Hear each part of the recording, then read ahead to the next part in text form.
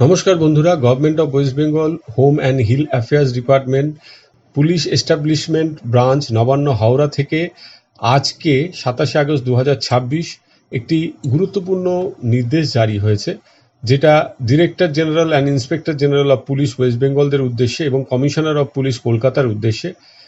বাজেটে যে ঘোষণা হয়েছিল সিভিক ভলেন্টিয়ারদের 2000 টাকা করে বেতন বৃদ্ধি হবে প্রতি মাসে, সেইটাতেই শিলমোহর পড়ল, তার সরকারি বিজ্ঞপ্তি বেরিয়ে গেল। এর ফলে 1 আগস্ট 2026 থেকেই সমস্ত সিভিক ভলেন্টিয়াররা যারা সরকারি বিজ্ঞপ্তি অনুযায়ী নিযুক্ত, তাদের বেতন 10,000 টাকা থেকে বেড়ে 12,000 টাকা হবে প্রতি মাসে। এটা ভালো খবর, কিন্তু বিজ্ঞপ্তিটা বেরোতে একটু দেরি হলো।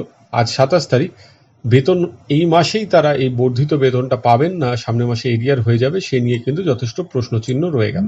পাশাপাশি পার্শ্ব শিক্ষকদের বেতন বৃদ্ধি সংক্রান্ত যে জিও এখনো বেরোয়নি, আজ আনন্দবাজার পত্রিকায় সে নিয়ে একটি প্রতিবেদন প্রকাশিত হয়েছে।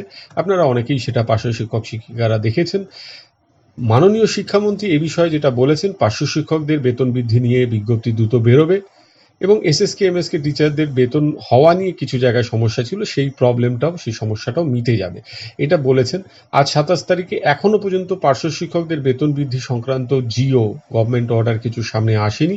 যদি আসে আমি আপনাদের সাথে শেয়ার করব, কিন্তু আজ আসুক কাল আসুক বা কিছুদিন পরে আসুক, এই মাসে বেতন হওয়া ট্রেজারির মাধ্যমে প্রায় অনেকটাই বলা যেতে পারে কঠিন হয়ে পড়েছে।